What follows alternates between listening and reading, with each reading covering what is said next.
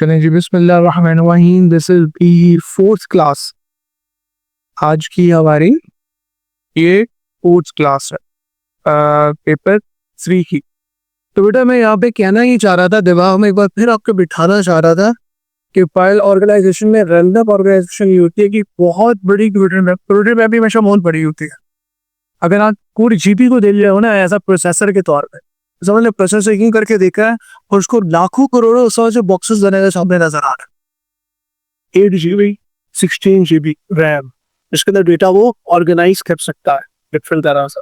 तो लाखों करोड़ इस तरह से बॉक्सेस नजर आ रहे होते हैं। तो रैंडम ऑर्गेनाइजेशन का मतलब ये है कि डेटा को अब रैंडम लोकेशंस के ऊपर स्टोर कर रहे हो, एक तरतीब में एक जगह पे स्टोर नहीं कर रहे, लेकिन random organization with respect to formula होगी। डेटा के ऊपर फार्मूला रन होता है, उस डेटा के ऊपर रन किए हुए फार्मूला का जैसे नंबर यील्ड होता है, वो नंबर आपकी अपनी लोकेशन की उस वाले बॉक्स पे जाकर डेटा को रख देते हो। डेटा रैंडमली डिफरेंट लोकेशंस पे ऑर्गेनाइज हो रहा है, लेकिन विद रिस्पेक्ट टू फार्मूला हो रहा है। और फार्मूला क्या है? सही है ना? तो ये बात क्या चीज नहीं बेटा, बिल्कुल भी नहीं। ये मैं आपके रैम की बात कर रहा हूँ, सेक्रेटरी सूरज का जिक्र कर कंप्यूटर मेमोरी में उसी तरह से क्लाउड के ऊपर भी हम कर सकते हैं बात, लेकिन मोस्टली अभी जब हम बात करेंगे तो हम जरा जो प्रोसेसर के क्लोजेस्ट मेमोरी है मेमोरी, सब प्रोसेसर के सबसे क्लोज वैसे तो रजिस्टर्स होते हैं, लेकिन प्रोसेसर के सबसे क्लोज रैम होती है। तो फाइल ऑर्गेनाइजेशन के तो इसकी एग्जाम्पल ज्यादा कोट करेंगे। प्रोसेसर इसमें डेटा ऑर्गेनाइज कर रहा है, वहां से डेटा को एक्सेस कर रहा है, ऑर्गेनाइज कर रहा है। सो तो रैंडम ऑर्गेनाइजेशन के लिए हैशिंग कर दूं। बड़ा इसमें क्वेश्चन था, इसमें लिखा हुआ था कि describe what happens in relation to the storage or retrieval of records in the file when the calculated hash value is duplicate of the previous experimented hash value। ये जो लास्ट क्लास के अंदर मैंने आपको पूरी ड्रिल करवा के दिखाई थी, उसका पर्पस ये था कि आप जो +1 करके इंक्रीमेंट कर रहे थे, नेक्स्ट इंडेक्स भी छोड़ा था तो रैप अराउंड कर रहे थे। अगर आपकी जो हैश वैल्यू जो जनरेट हुई है और जो आप इंडेक्स +1 करके स्टोर करने की कोशिश कर रहे हो, अगर वो दोबारा सेव हो जाएगी तो फिर आप बोलोगे कि जी आपकी मेमोरी फुल है। ये 4 पॉइंटर्स आपको बनाने ही आने चाहिए, इंपॉर्टेंट है। आपको दोबारा दोबारा एक बार फिर भी प्रैक्टिस करवा दूंगा, क्योंकि कोडिंग के अंदर हमने इसका कोड बना के भी इसी स्ट्रक्चर्ड इंग्लिश को सामने रख के 4 नंबर की पार्ट यहाँ पड़ेगी, इसको भी कोड भी कर रहा है। ये जो पूरा इन पर ये वाला पार्ट चल रहा है ना आपका हैशिंग एल्गोरिथम, हमने इसको भी सिर्फ समझा, इसको मैं इम्प्लीमेंट करके भी देखता। Don't very. तो अगले टॉपिक की तरफ मूव करता है। और बेटा डेटा रिप्रेजेंटेशन का अगला जो टॉपिक है वो कहलाता है यूजर डिफाइंड डेटा टाइप। इसको हम रिकॉर्ड डेटा स्ट्रक्चर भी कहते हैं। चलिए जी, आज की हेडिंग डाल लें। Today is 04 of November and the year is 24। चलिए बिस्मिल्लाहिर्रहमानिर्रहीम, let's begin। We call it user defined data type, which is also known as record data type। ठीक है, यूजर डिफाइन की भी होती है अपनी रिक्वायरमेंट के हिसाब से, और इसको हम रिकॉर्ड डेटा टाइप भी कहते हैं क्योंकि रिकॉर्ड बन जाता है। ठीक है, मोस्टली इसके अंदर हम करते हैं क्या, इसमें करते हैं ग्रुप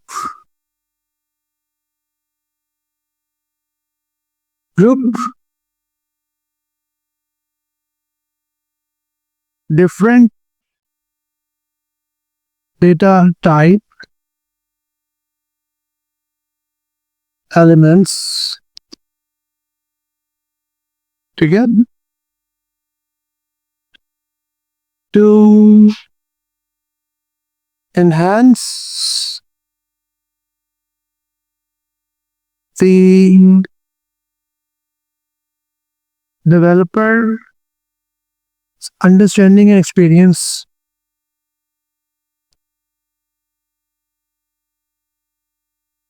ठीक है, shorten the code,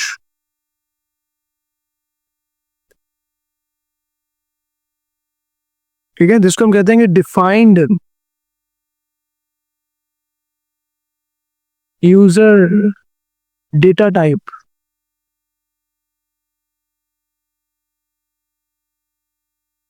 can be reused.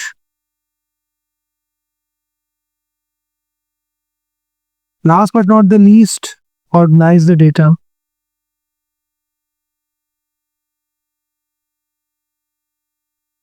और ये बहुत सारी हमने बातें तो कर ली थ्योरेटिकली, लेकिन इसको हम इम्प्लीमेंट करके देखेंगे इसका फायदा क्या होता है। हाँ बेटा, बिल्कुल रीयूज। आप इसको ठीक करके लिख लीजिएगा। बेटा ये कुछ हमने ऐसी थ्योरेटिकल बातें कर दी, इसका प्रैक्टिकली देखते हैं। तो अब मैं आपसे कोट किया देता हूँ, मैं अपने 3.1 के नोट्स में से कोट करूंगा जो कि मेरी वेबसाइट पर रखे हुए, ताकि आप जल्दी से इसको अंडरस्टैंड कर लें। आपको मैं लिख के बना के कोड करके भी इसको हम देखेंगे अल्टीमेटली, क्योंकि हमने इसको पेपर 4 के अंदर लिखा, हम प्रोग्रामिंग की क्लास जब तुम अपने लैपटॉप से आ लेकर आओगे। एंड नाइल की तरह मैं रिकमेंड नहीं करूँगा कि हर क्लास में लेकर आऊँ, आपसे प्रोग्रामिंग की क्लास में लेकर आए। ये एक हमारे पास जिस लैंग्वेज के अंदर हम ऑलरेडी प्रोग्रामिंग के अंदर कोडिंग शुरू कर चुके हैं, इनका होता है डिक्लेयर।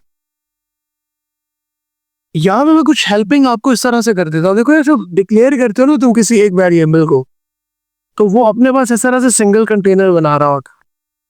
ये तुम्हारे पास बन गई स्टूडेंट आईडी। बेटा ये ब्रेनस्टॉर्म करना ना बहुत जरूरी है। इतना से डिक्लेयर डिन किया तो कंप्यूटर ने क्या किया, यूजर इसको कह रहा है कि भाई देखो मुझे स्टूडेंट आईडी एक वेरिएबल चाहिए, तो प्रोग्रामर को ये पता होना चाहिए कि कंप्यूटर की मेमोरी को एक बॉक्स लेगा, उस बॉक्स का लेबल लगा देगा स्टूडेंट आईडी, और जो भी वैल्यू बस स्टूडेंट आईडी का स्टोर कर रहा होगा ना, वो कंप्यूटर वहाँ पे स्टोर कर रहा होगा, वहाँ से रिट्रीव करेगा।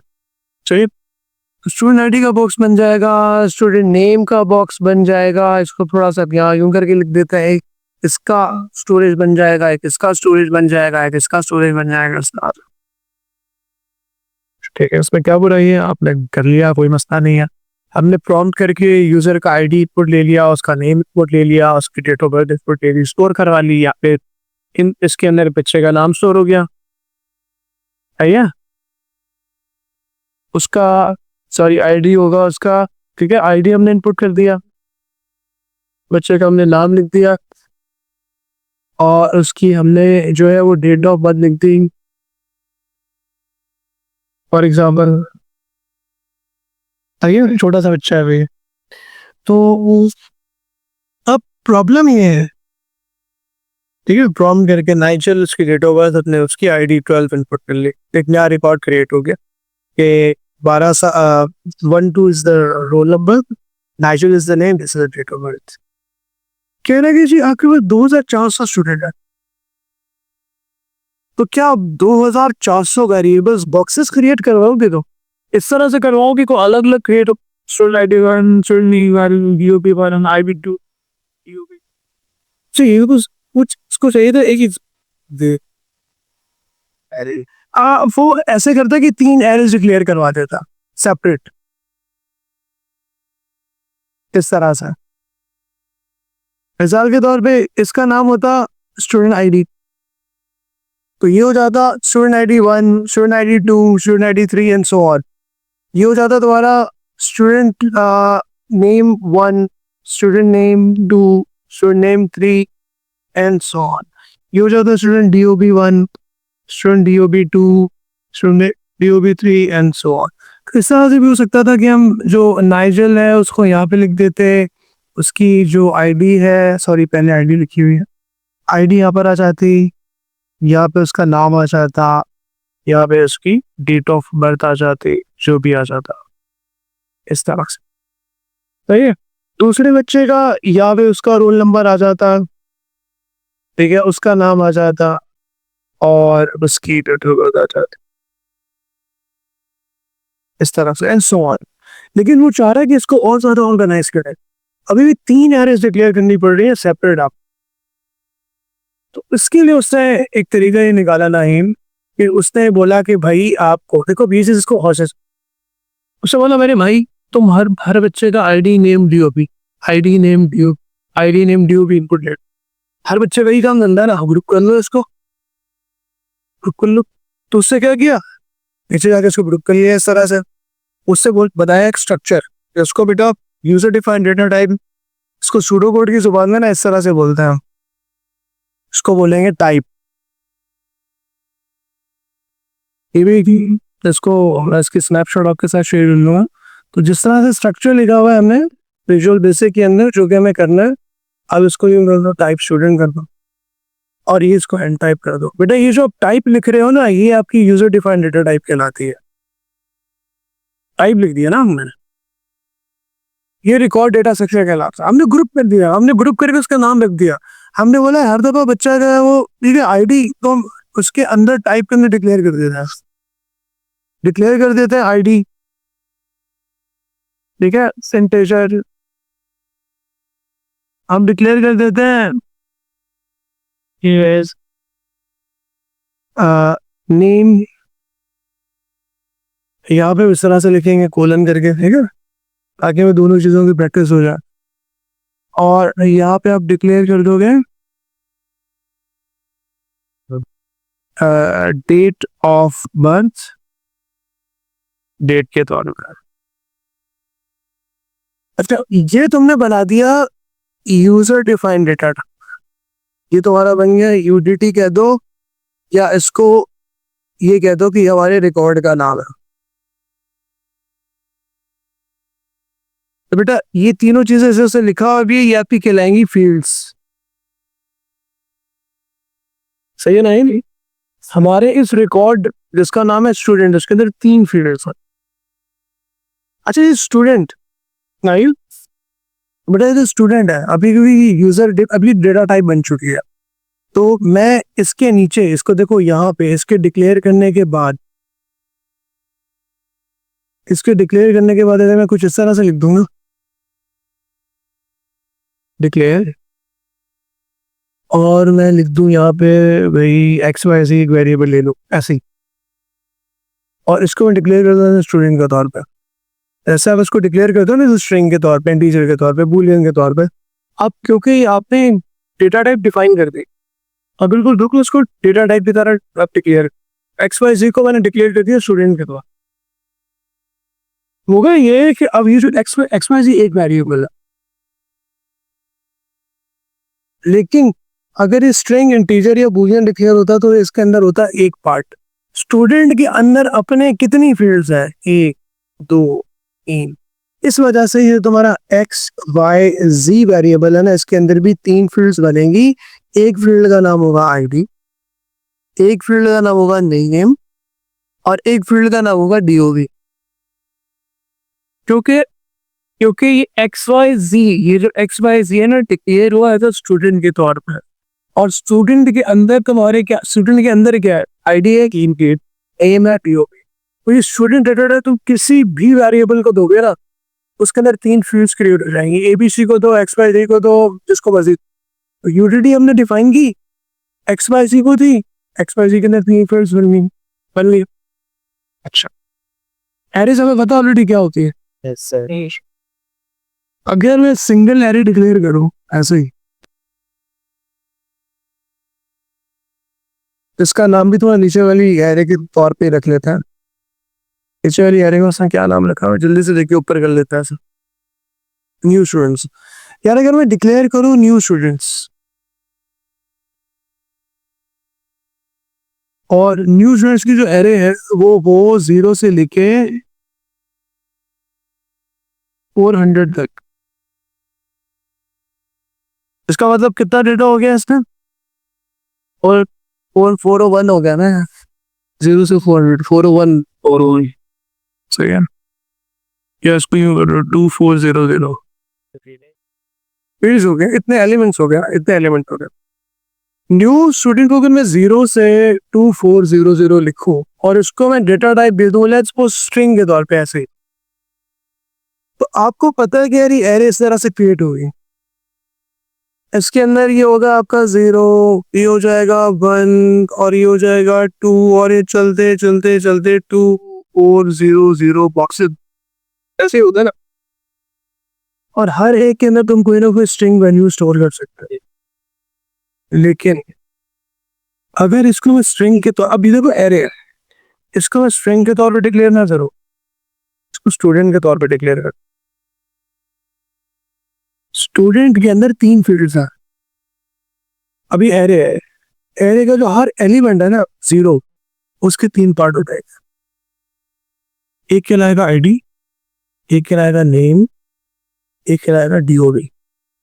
अब ये डीओबी नेम आईडी कहाँ से आया भाई? क्योंकि स्टूडेंट के अंदर ही इसकी 3 फील्ड्स है ना। तो बेटा आपकी जो भी सिचुएशन होगी ना, उसके अकॉर्डिंग आप अपनी यूजर की मतलब अपनी इस डेटा टाइप को डिफाइन कर सकते हो। उसके अंदर 5 फील्ड्स रखो, 6 फील्ड्स रखो, 10 फील्ड्स रखो। उस डेटा टाइप को जब आप किसी एरे को, किसी वेरिएबल को दोगे, उसके अंदर भी उसकी हर जगह पे 10-10 फील्ड्स क्रिएट होना शुरू हो। अब क्योंकि न्यू स्टूडेंट्स जो है वो डिक्लेयर हुई हुई एज अ स्टूडेंट के तौर पे, स्टूडेंट के अंदर 3 फील्ड्स है, तो इस न्यू स्टूडेंट के हर एलिमेंट के अंदर ये सीन हो जाएगा। सही है ना? भी इसमें कोई मुश्किल तो नहीं है? बेटा समझ में आ रहा है? Yes sir. ठीक है, आईडी नेम डीओबी और ही चलता रहेगा, 2400 तक चलेगा। अच्छा देखो, एरे को तुम लोगों को एड्रेस करना आता है, लेकिन अगर मुझे न्यू स्टूडेंट्स के, अब देखो न्यू स्टूडेंट्स खाली 1 के अंदर तुम डेटा स्टोर नहीं कर सकते, क्योंकि न्यू स्टूडेंट नाम की पूरी एरे है और इस पूरी एरे के 1 पे जाओगे ना तो उसके आगे फिर 3 कंपार्टमेंट बोलेगा इस 1 के किस खाने में स्टोर करना चाहते। खाली न्यू स्टूडेंट में नहीं लिख सकते, न्यू स्टूडेंट एरे के 2400 बॉक्सेस है, न्यू स्टूडेंट इस बॉक्स में आपका स्टोर है। अरे इसमें बच्चे कंफ्यूज हो जाता है कुछ किस तरह से आता है। न्यू स्टूडेंट एरे यानी तो अभी न्यू स्टूडेंट के पास न्यू स्टूडेंट किस बॉक्स में, बॉक्स नंबर 1 पे। न्यू स्टूडेंट के बाद तुम लिखोगे ब्रैकेट के अंदर 1, इसका मतलब न्यू स्टूडेंट 1 के बॉक्स 1 के अंदर भी किस सब बॉक्स डॉट लगा के आगे फिर इसके आगे लिखोगे आप कि उसकी भी देखो उसके आगे जाएगी ये चीज, उसकी किस फील्ड में आप लिखोगे नहीं, और फिर उसके अंदर तुम जो भी डेटा डालोगे तो वो जाके 1 के इस नेम के अंदर कम है अली यहाँ पे स्टोर कर देगा। स्टोर करने के लिए निकालने के लिए तो एरे में जाओ, एरे के इंडेक्स पे जाओ, उस इंडेक्स के अंदर उसकी कौन सी वाली फील्ड होगी उसको स्पेसिफाई है। समझ आया ना? हाँ, इसमें जैसे एरर से डेटा रिट्रीव कर लोगे भाई, इसको का मैं फिर स्टोर कर दिया, अली तो नहीं बताया कर भाई तुम्हें आउटपुट करना है, आउटपुट किया और तुमने जो भी इस जगह पे स्टोर हुआ ये वो लिखा, ठीक है, सही है, यूं किया, नेम लिखा। अब इसका मतलब ये है कि न्यू सोर्स 1 डॉट नेम के अंदर जो चीज भी है ना उसको डिस्प्ले कर दो। अच्छा नेम पे जो भी होगा, अब अली लिखा उसने जो भी रहा, न्यू सोर्स के 1 के नेम के अंदर जाओ, चीज जो भी लिखे निकाल के शो कर दो। ठीक है, 1 चलेगी फिर उसका चलेगा। नीचे जो सारी ड्रिल करवाई हुई है, खैर यहाँ पे हमने ये किया हुआ है कि न्यू स्टूडेंट को 2400 नहीं सिर्फ 400 तक लिया है, फिर 0 से 400 तक का लूप लगाया है, प्रॉम्प्ट करके इनपुट लिया, लेकिन स्टोर कैसे करवाया है? न्यू स्टूडेंट्स एक्स का मतलब ये 0 होगा, फिर 1 होगा, जैसे मैं एरे को इंडेक्स करता, उसके आईडी के अंदर हम इनपुट लेंगे कंसोल डॉट इट, फिर हमने इनपुट लिया तो इसको इस तरह से इसको हम रन करके भी देख लें। तो यूजर डिफाइंड डेटा टाइप के लिए जितना मैंने अभी तक समझाया ना, कितना समझ लेना फिलहाल काफी है, आगे इसको फिर थोड़ा सा देखते हैं कि क्या करना है। पास पेपर के क्वेश्चन है। अच्छा, इन्यूमरेटेड नंबर्स भी इंपॉर्टेंट है कि मैं पास पेपर से भी दिखा दूंगा तुम सॉल्यूशन। इनम एंड इनम इसको मैं पास पेपर से करवाता हूँ ताकि तुम लोग कंफ्यूज ना हो। पहले हाँ इसको देख लेते हैं। यहाँ पे देखो बेटा, यहाँ पे मैं कुछ बिल्कुल बच्चों वाले क्वेश्चन करूंगा आपसे। टाइप एंड टाइप लिखा हुआ, रिकॉर्ड डेटा का नाम क्या है? यूडीटी का नाम बता।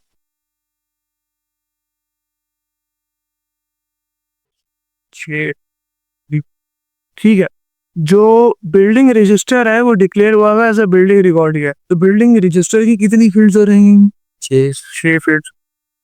इसका मतलब ये कि अगर आपको 1067 स्टोर करना है बिल्डिंग आईडी के अंदर, तो बिल्डिंग रजिस्टर की बिल्डिंग आईडी में किस तरह से स्टोर करोगे?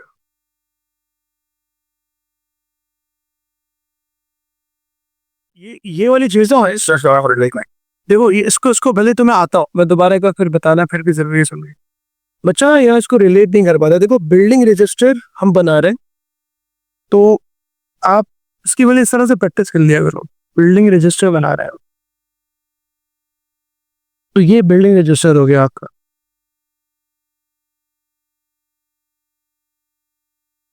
ये अब क्योंकि बिल्डिंग रजिस्टर डिक्लेयर हुआ हुआ बिल्डिंग रिकॉर्ड के तौर पे, तो इसका मतलब इसके अंदर इतने से कंपार्टमेंट हो गया इसके, 1 2 3 4 5 6।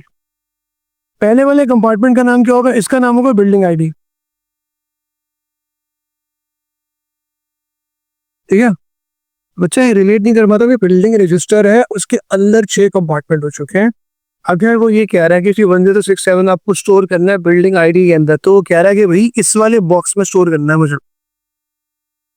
उसके लिए क्या लिखोगे? पहले बिल्डिंग रजिस्टर के, वो बड़ी चीज है, बिल्डिंग रजिस्टर के काम है बिल्डिंग आईडी के अंदर। तो आप जाओगे इस तरह से देखोगे building register dot building ID, और उसके अंदर आप असाइन कर दोगे 1067। तो भाई वो यहाँ पर इस तरह से स्टोर आके हो जाए। एड्रेस मतलब यूटिलिटी को एड्रेस कैसे करना है आपने? यूटिलिटी को sir user defined data type को एड्रेस कैसे करना है आपने? हाउस बिल्डिंग ग्रुप के अंदर तो वो भी कर लो आप आराम से। अच्छा, अब ये type definition of record change ये बातें हम बाद में करेंगे, क्योंकि मैं चाह रहा था कि ये वाली नॉलेज ही हो जाए। अब थोड़ा ईडम्स को देखना था, एक्सेशन नंबर वगैरह जब भी हम प्रैक्टिस करेंगे तो कर ले। अच्छा जी, या describe the purpose of user defined data, हमने बहुत सारी थ्योरी लिखी थी, उसमें से लिखना है ना बेटा। यहाँ पे वो कह रहा है कि school define using pseudo code the following, कौन से वाली डेटा टाइप? एक तो यूजर डिफाइंड डेटा टाइप होगी, एक इन्यूमरेटेड डेटा टाइप। सही है। तो इन्यूमरेटेड डेटा टाइप क्या होती है? इन्यूमरेटेड डेटा टाइप के अंदर एक ही डेटा टाइप होती है। वो कह रहा है school day to hold the data for the day students are usually at the school. आप सपोज कर सकते हैं, इसको यूं करके लिख सकते हैं, टाइप स्कूल डे से चेंज करके लिखा हुआ फॉन्ट में, तो ऐसे ही लिखना पड़ेगा। ठीक है, इक्वल्स टू का साइन लगाया, स्क्वायर ब्रैकेट लगाया, यहाँ पे लिख दिया हमने मंडे। इसके लिए डबल कोट भी लगाना जरूरी नहीं होता, लेकिन लगा देते हैं मंडे ट्यूसडे, समझ गए ना आप? उसके बाद वेडनेसडे थर्सडे और फ्राइडे। चलो जी, ये इनमरेटर, इसके अंदर एन टाइप नहीं होता, टाइप जो भी आपके इनमरेटर टाइप का नाम है। अब देखो स्कूल ने पता है कि ये कांस्टेंट है, कांस्टेंट होता है ना प्रोग्रामिंग के अंदर, कांस्टेंट डिक्लेयर करते हो टॉप पे CONST कॉस्ट करके PI file is equal to, आपने 3.14 लिख दिया। नीचे प्रोग्राम में जाके एक बार के तुम PI पाई यूज करोगे, इसका मतलब होगा 3.1। स्कूल डे का मतलब होगा इन 5 में से कोई एक कर। देखो इसमें जब इलेक्ट्रॉनिक फॉर्म के डेटा फिल करते हो, कुछ जगह पे ऑप्शन होता है कि आप खुद दे सकते हो, कुछ जगह अगर होता है ड्रॉप डाउन के ऑप्शन होता है, उसमें से चूज करना होता है आपको। तो आपने स्पेसिफाई कर दिया कि स्कूल डे जो है ना, इन 5 में से आपको किसी एक को चूज करना होगा। तो यहाँ पे हम डेटा पीछे इस जगह पे इनपुट ले रहे थे ना, यहाँ पे ये इस जगह पे इसी के अंदर जो क्वेश्चन ले रहे थे कि यार जो है साइन कर देते 067 पूरी बिल्डिंग रजिस्टर्ड। आप कुछ भी असाइन कर सकते हैं, इसमें कुछ भी असाइन नहीं कर सकते। इसमें आपके पास ऑप्शन आएगा, मूव करके ड्रॉप डाउन, उसमें से एक कुछ चूज करना पड़ेगा। फील्ड नहीं आएगी, इसमें लिख नहीं सकते हो। तो बेटा वीकेंड के अंदर भी इसी तरह से करोगे, वीकेंड करके आप इसको यूं कर दो, आई वीकेंड करके आप सब सब समझ जाओगे मेरे ख्याल। इसको भी कंप्लीट कर लीजिए ना। अब बात करता, यहाँ उसने बोला है कि भाई आपको क्लब में बनाना है, टाइप क्लब मेट। सही है। उसके अंदर फर्स्ट नेम और लास्ट नेम होगा। आप डिक्लेयर क्या करोगे? फर्स्ट नेम डेटा टाइप क्या होगी? स्ट्रिंग। आप डिक्लेयर क्या करोगे? Last name string. उसके बाद उसने क्या बोला? each 2 days there the 2 days they attend 1 day on a school day. तो बेटा यहाँ पे डिक्लेयर करोगे, आप SC भी लिख सकते हो, लेकिन आप पूरा स्कूल डे भी लिख सकते हो। बेटा स्कूल डे इसको डिक्लेयर करोगे एज ए स्कूल डे के तौर पे। अब देखो ये सीन क्या है, स्कूल डे को बेटा पहले ऊपर डिक्लेयर कर चुके हो कि स्कूल डे के अंदर आएगा मंडे, ट्यूसडे, वेंसडे, थर्सडे। अच्छा, यहाँ इस जगह पर भी इसको ऐसे लिखा जा सकता था कि declare school day equals to, मतलब वो जो ऊपर हमने टाइप करके लिखा है ना, ये अब टाइप नहीं लिखते, ये पूरा उठा के यहाँ पे इसके आगे लिख देते, एक ही बात होती। लेकिन पता है क्या, आप स्कूल डे तुमने फिक्स कर दी, ये 5 दिन हो, तुमने क्लब मीट के अंदर स्कूल डे को भी तुमने स्कूल डे दिया, नीचे किसी और जगह पे किसी और वेरिएबल पे तुम स्कूल डे दोगे ना, उसका मतलब होगा कि उस वेरिएबल के अंदर 5 में से लिखना है। तुमने एक स्टैंडर्ड बना दिया। हो सकता है आप 55,000 लाइन का प्रोग्राम लिख रहे हो, स्कूल के लिए पता नहीं कौन कौन सी कोडिंग कर रहे हो, आपने बोला यार मैंने स्पेसिफाई कर दिया कि स्कूल डे का मतलब 5 दिन में से करो, ये आपकी इन्यूमरेटेड डेटा टाइप हो। इन्यूमरेटेड डेटा टाइप की खास बात क्या होती है, उसमें ई डेटा टाइप होती है, जो कि यूजर डिफाइंड डेटा टाइप होती है, उसमें तरह तरह की डेटा टाइप्स होती हैं। स्ट्रिंग भी हो सकती है, जैसे देखो ना, स्ट्रिंग भी है, इंटीजर भी हो सकते हैं, कुछ ऐड हो सकते हैं। इसी तरह से हमने स्कूल डे को भी डिक्लेयर कर दिया है। इसी तरह से आप भी क्या था, वीकेंड,